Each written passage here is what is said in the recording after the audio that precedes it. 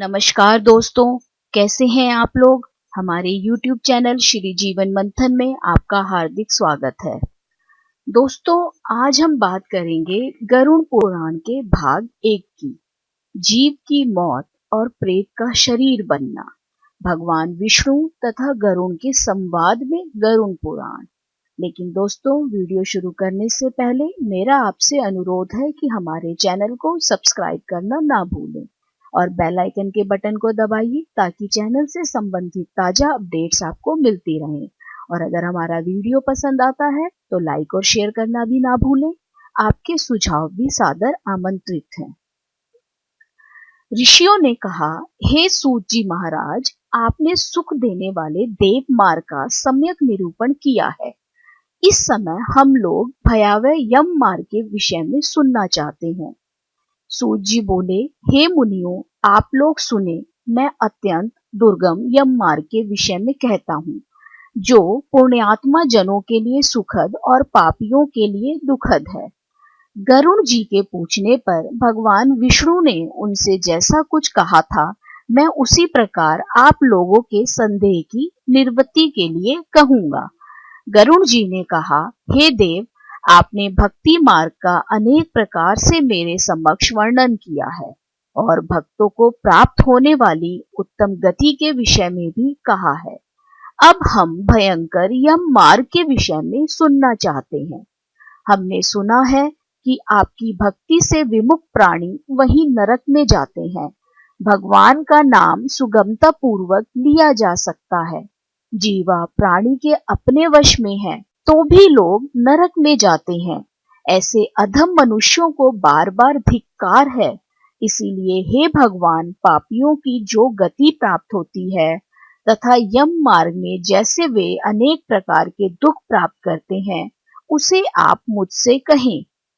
श्री भगवान बोले, जो प्राणी सदा पाप परायण है, दया और धर्म से रहित है, जो दुष्ट लोगों की संगति में रहते हैं, शास्त्र और सत्संगति से विमुख हैं, जो अपने को स्वयं प्रतिष्ठित मानते हैं, अहंकारी हैं तथा धन और मान के मद से चूर हैं, आसुरी शक्ति को प्राप्त हैं तथा देवी संपत्ति से रहित हैं, जिनका चित्त अनेक विषयों में आसक्त होने से भ्रांत है, जो मोह के जाल में फंसे हैं और कामनाओं के भोग में लगे हैं, ऐसे व्यक्ति अपवित्र नरक में गिरते हैं। पापी मनुष्य दुख पूर्वक यम यातना प्राप्त करते हैं। पापियों को इस लोक में जैसे दुख की प्राप्ति होती है और मृत्यु के पश्चात वे जैसी यम यातना को प्राप्त करते हैं, उसे सुनो। यथोपार्जित पुण्य और पाप के फलों को पूर्व में भोगकर कर्म के संबंध में उसे कोई शारीरिक रोग हो जाता है। मानसिक रोग और शारीरिक रोग से युक्त तथा जीवन धारण करने की आशा से उत्कंठित उस व्यक्ति की जानकारी के बिना ही सर्प की भांति बलवान काल उसके समीप आ पहुंचता है। उस मृत्यु की संप्राप्ति की स्थिति में भी उसे वैराग्य नहीं होता। उसने जिनका भरण पोषण किया था, उन्हीं के द्वारा उसका भरण पोषण होता है। वृद्धावस्था के कारण विकृत रूप वाला और मरणाभिमुख वह व्यक्ति घर के अवमानना पूर्वक दी हुई वस्तुओं को कुत्ते की भांति खाता हुआ जीवन व्यतीत करता है।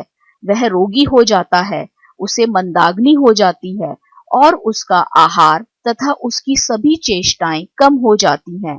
प्राण वायु के बाहर निकलते समय आंखें उलट जाती हैं, नाड़ियां कफ से रुक जाती हैं, उसे खांसी और श्वास लेने में प्रयत्न करना पड़ता है तथा कंठ से घूर घूर के शब्द निकलने लगते हैं। चिंतामग्न स्वजनों से घिरा हुआ तथा सोया हुआ वह व्यक्ति कालपाश के वशीभूत होने के कारण बुलाने पर भी नहीं बोलता। इस प्रकार कुटुंब के भरण पोषण में ही निरंतर लगा रहने वाला अजितेंद्रिय व्यक्ति अंत में रोते बिलखते बंधु बांधवों के बीच उत्कट वेदना से संज्ञा शून्य होकर मर जाता है। हे गरुड़, इस अंतिम क्षण में प्राणी को व्यापक दिव्य दृष्टि प्राप्त हो जाती है, जिससे वह लोक परलोक को एकत्र देखने लगता है। यमदूतों के समीप आने पर भी सभी इंद्रियां विकल हो जाती हैं, चेतना जड़ीभूत हो जाती है और प्राण चलायमान हो जाते हैं। आतुर काल में प्राण वायु के अपने स्थान से चल देने पर एक क्षण भी एक कल्प के समान प्रतीत होता है और 100 बिच्छुओं के डंक मारने जैसी पीड़ा होती है। वैसी पीड़ा का उस समय उसे अनुभव होने लगता है। वह मरणासन व्यक्ति फेन उगलने लगता है और उसका मुख लार से भर जाता है। पापी जनों के प्राण वायु गुदा मार्ग से निकलते हैं। उस समय दोनों हाथों में पाश और दंड धारण किए नग्न दांतों को कटकटाते हुए क्रोधपूर्ण नेत्र वाले यम के दो भयंकर दूत समीप में आ जाते हैं। उनके केश ऊपर की ओर उठे होते हैं। वे कौवे के समान काले होते हैं और टेढ़े मुख वाले होते हैं तथा उनके नख आयुध की भांति होते हैं। उन्हें देखकर भयभीत हृदय वाला मरणासन प्राणी मलमूत्र का विसर्जन करने लगता है। यमदूतों के द्वारा पकड़ा हुआ गले में बलपूर्वक पाशों से बांधकर सुदूर यम मार्ग यातना के लिए उसे ले जाया जाता है। जिस प्रकार राजपुरुष दंडनीय अपराधी को ले जाते हैं, इस प्रकार ले जाए जाते हुए उस जीव को यम के दूत तर्जना करके डराते हैं और नरकों के तीव्र भय का पुनः पुनः वर्णन करते हैं। यमदूत कहते हैं, रे दुष्ट, शीघ्र चल, तुम यमलोक जाओगे। आज तुम्हें हम सब कुंभीपाक आदि नरकों में शीघ्र ही ले जाएंगे। इस प्रकार यमदूतों की वाणी तथा बंधु बांधवों का रुदन सुनता हुआ वह जीव जोर जोर से हाहाकार करके विलाप करता है और यमदूतों के द्वारा प्रताड़ित किया जाता है। थक कर जगह जगह गिरता हुआ मूर्छित होता हुआ वह पुनः उठकर पापी जनों की भांति अंधकारपूर्ण यमलोक में ले जाया जाता है। 2 अथवा 3 मुहूर्त में वह मनुष्य वहां पहुंचाया जाता है और यमदूत उसे घोर नरक यातनाओं को दिखाते हैं। वह पातकी प्राणी पुत्रों से दिए हुए पिंड तथा आतुर काल में दिए हुए दान को प्राप्त करता है, तो भी उस नास्तिक को तृप्ति नहीं होती। पुत्रादि के द्वारा पापियों के उद्देश्य से किए गए श्राद्ध, दान तथा जलांजलि उनके पास ठहरती नहीं। अतः पिंडदान का भोग करने पर भी वे क्षुधा से व्याकुल होकर यम मार्ग में जाते हैं।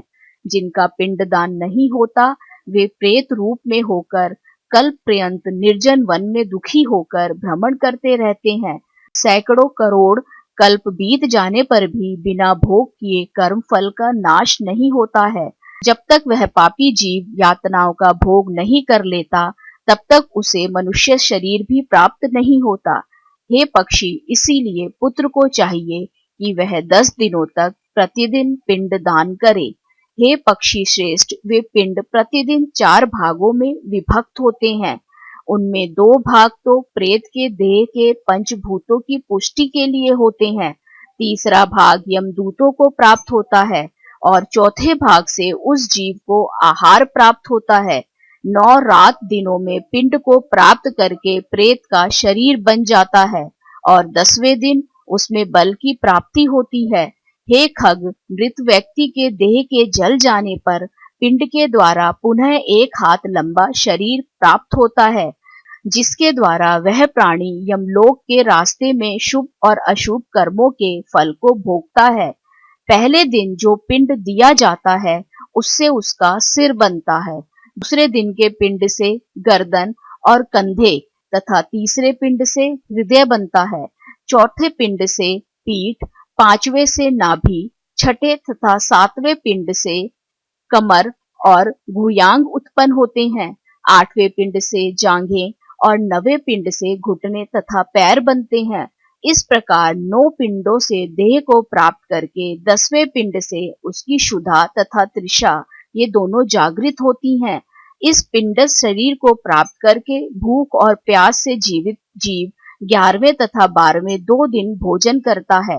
13वें दिन यमदूतों के द्वारा बंदर की तरह बंधा हुआ वह प्राणी अकेला उस यम मार्ग में जाता है।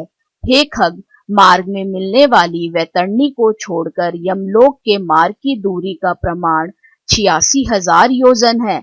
वह प्रेत प्रतिदिन रात दिन में 245 योजन चलता है।